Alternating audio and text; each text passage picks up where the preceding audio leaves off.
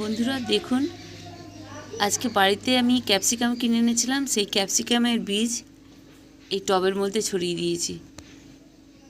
এই গাছগুলো হয়েছে, চারা গাছগুলো হয়েছে। দেখুন খুব সুন্দর হয়েছে চারা গাছগুলো।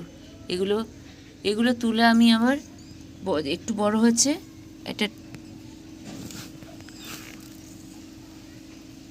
একটা জল খাওয়ার গ্লাসে, দেখছেন প্লাস্টিকের গ্লাসে বসিয়েছি, একটু বড় হয়েছে।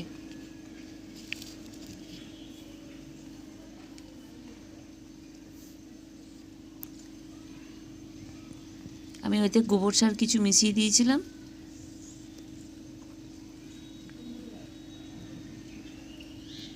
কদিন পর আবার দেখছি, কদিন পর গাছটা আবার বেড়ে অনেকটা বড় হয়ে গেছে।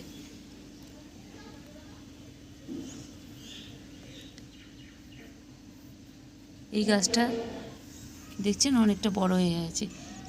এটাতে তো হবে না, ভালো গাছ হবে না, একটু বড় পাত্র চাই। তাই জন্য আমি প্লাস্টিকের যে জিনিস আনা হয় সেই জিনিসে আমি এই গাছগুলো এটা তুলে আবার এখানে বসিয়েছি। দেখছেন তলায় কিছু সবজির খোসা লাগিয়ে দিয়েছি দিয়ে তারপরে কিছু মাটি দিয়ে গাছগুলো বসিয়েছি। দেখছেন গাছগুলো কত সুন্দর হয়েছে। এই গাছে দেখুন সবজির খোলা তলায় দিয়েছি আর হালকা গোবর সার দিয়েছিলাম। দেখুন গাছে কুঁড়ি এসে গেছে। গাছগুলো কত সুন্দর হয়েছে দেখছেন।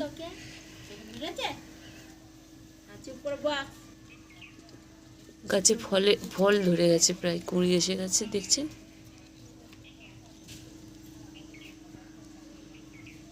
ফুল এসে গেছে। গাছগুলো কত সুন্দর হয়েছে দেখছেন। বাড়িতে বীজ ফেলে চারা তৈরি করে এই গাছগুলো আবার প্লাস্টিকের মধ্যে বসিয়েছি।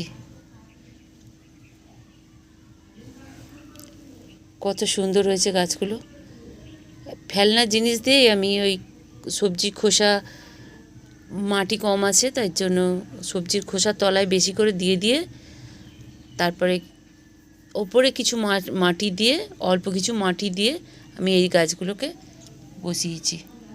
এতেই দেখুন সবজির খোসাগুলো দেওয়া আছে বলে গাছগুলো তাগড়া অনেক তেজি হয়েছে, ওর থেকে পুষ্টি ভালো পাচ্ছে, তেজি হয়েছে গাছগুলো। কত সুন্দর হয়েছে দেখছেন সবজির খোসা দিয়ে গাছগুলো বসিয়ে।